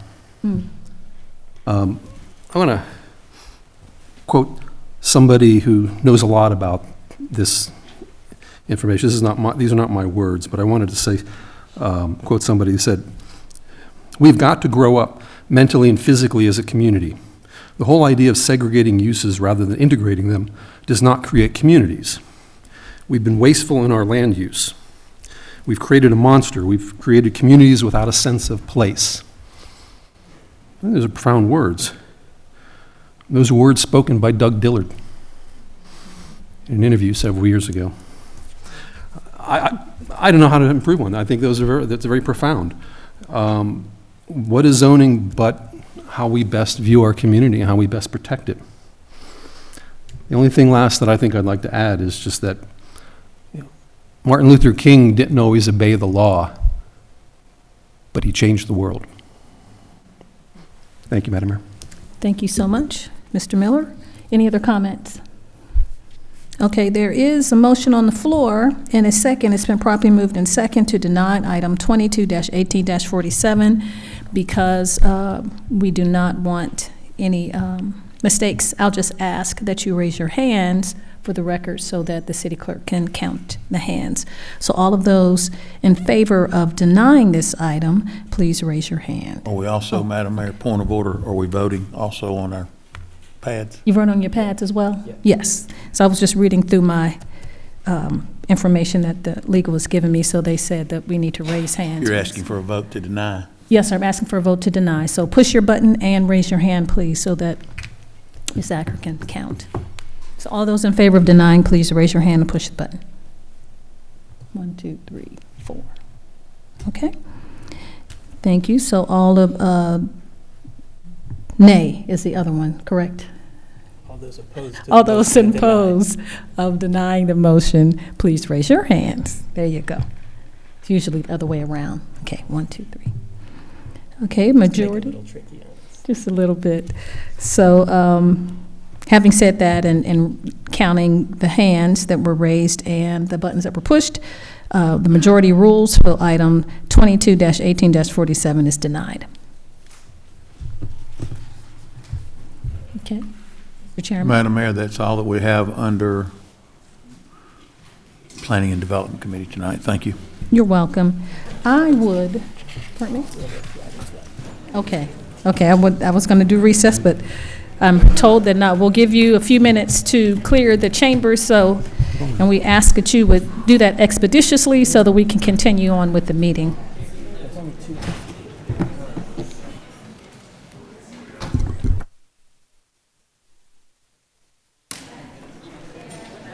Okay. 10-minute recess. Okay. We'll have a 10-minute recess. Okay, we'll reconvene the council meeting and we'll go to item number 10, which is Parks and Recreation Committee. That's chaired by Councilmember Chris Watts. Been so long, I forgot what to say. We have no business tonight under Parks and Recreation. Thank you so much, Mr. Chairman. Finance Committee, chaired by Councilmember Mark Adams. No business, Madam Mayor. Thank you, sir. Information and Technology Committee, that's chaired by Councilmember Terry Miller. Thank you, Madam Mayor. We have no business at this time under Information Technology. Thank you so much. Maintenance and Sanitation Committee, chaired by Councilmember Michael Miller. Thank you, Madam Mayor. We have no business tonight. Thank you, sir.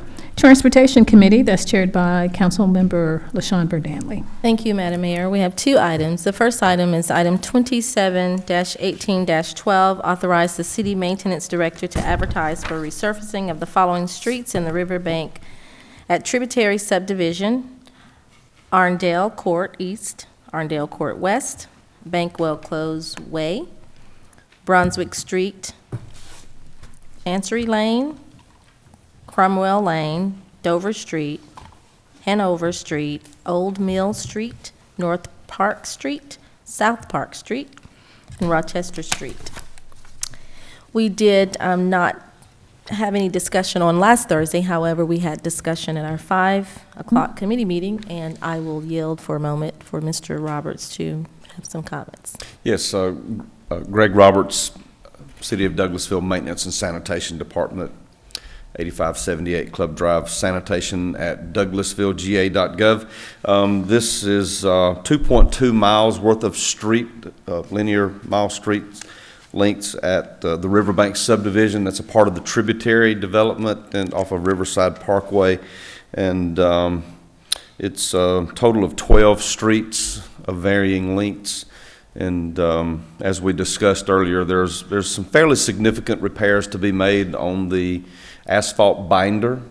Some failures down there where the asphalt has just dry rotted, and we will replace that and get these streets back in tip-top shape and get them completed for those residents there. Right. And also, Mr. Roberts, you stated earlier in our committee meeting this would coincide with the resurfacing of our other streets, correct? Yes. All right, great. All right, are there any questions or comments? If not, I make a motion that we approve item 27-18-12. Second. Thank you. It's been properly moved in second to approve item 27-18-12. Is there any further discussion from council members? Madam Mayor? Yes.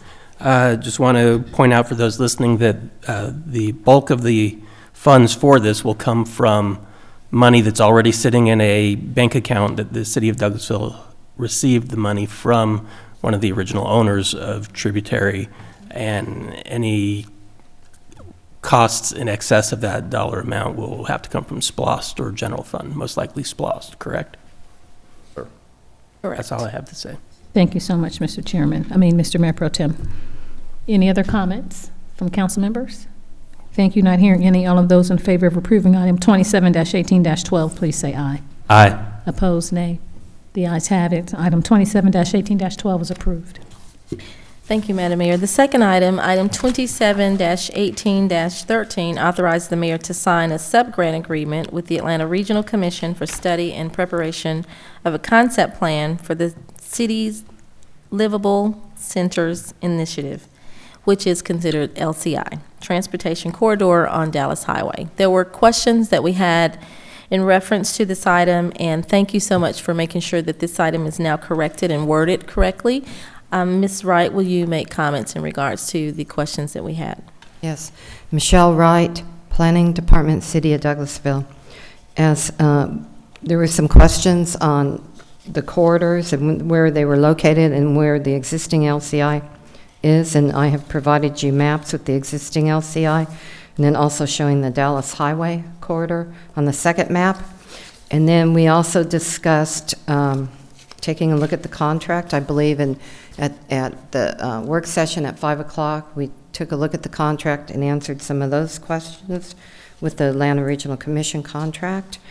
And we also took a look at the State Route 92 plan and what parts were being removed from the State Route designation and what parts were remaining, and then also took a look at the Fairburn corridor to look in the future to make application to the Atlanta Regional Commission for the Livable Centers Initiative for a plan to be put on the Fairburn corridor from Bankhead Highway down to I-20 with the new road going in there. Right. Thank you, Ms. Wright. And as Transportation Chair and as well as the Mayor and Council, we want to make sure that the studies that are being considered not only consist of Highway 92, but also the entire corridor, which includes just a triangle property on Hospital Drive and Fairburn Road. So I've asked that Ms. Wright would seek to go ahead and move forward with this LCI. However, in November, December, when the application with ARC is made available for another LCI, is to include Hospital Drive on through the corridor to I-20, so that it will not be left as a no man's land. When we want this complete corridor and this Highway 92 relocation project to be wonderful, and it's the gateway into our city. And thank you, Councilman Adams, and everyone who had input in doing this, and thank you, Ms. Wright, for your research.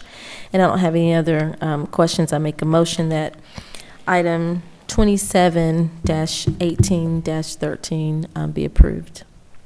Second. Thank you. It's been properly moved and second to approve item 27-18-13. Are there any other comments and additional further discussion from council members? Thank you. Thank you so much for it. It's been a lot of work done. It's very comprehensive, and we appreciate that. It's going to be a sustainable corridor. So all those in favor of approving this item, please say aye. Aye. Opposed, nay. The ayes have it. Item 27-18-13 is approved. Is that all you have, Doctor? No, ma'am, I'm sorry. No other items under transportation. Thank you so much. Thank you so much, Councilwoman Burdanley. We'll move on to item 15, Personnel Organization Committee. That's chaired by Mayor Pro Tem Richard Siegel. No business tonight, Madam Mayor. Thank you. Thank you so much, Mayor Pro Tem. Ordinance and Intergovernmental Committee, chaired by Councilmember Mike Miller. Thank you, Madam Mayor. We have no business tonight. Thank you, sir. Education and Training Committee, chaired by Councilmember Samuel Davis. No business at this time, Madam Mayor. Thank you, sir. Communications Committee, also chaired by Councilmember Samuel Davis. No business at this time, Madam Mayor. Thank you. Thank you. Is there any other business to come before council tonight from council members? Yes, sir. Taste of Douglasville this weekend was awesome. Wasn't it? It was. And the weather was great, absolutely. Weather was perfect. Yes, it was well attended, and even today we had a ribbon cutting for the new Cabin Fever Roasters, and it's still within city limits. It's on Douglas Boulevard. They have expanded. He says he's doing 5 times the business in a short time frame, and so we're excited for Mr. Rick and Gala at Cabin Fever Roasters. So it's been a busy weekend. Any other business to come before council tonight? Thank you. We'll move on then with our further reports. Our city attorney, Ms. Joel Dotson. Nothing further, Madam Mayor. Thank you so much, Mr. Dotson, and thank you so much for allowing us to put you on the spot. You're always very eloquent and help us to make our decisions. You're welcome. Chief Assistant City Attorney, Ms. Susan Littlefield. No business, Madam Mayor. Thank you also, Ms. Littlefield, for supplying us with information to help us all the time. We appreciate you. Deputy Chief, Sue Ann Shaw. No business, Madam Mayor. Thank you. I think your presence kept the peace. Thank you, Deputy Chief. City Manager, Ms. Marsha Hampton. Yes, ma'am. So your week's not over.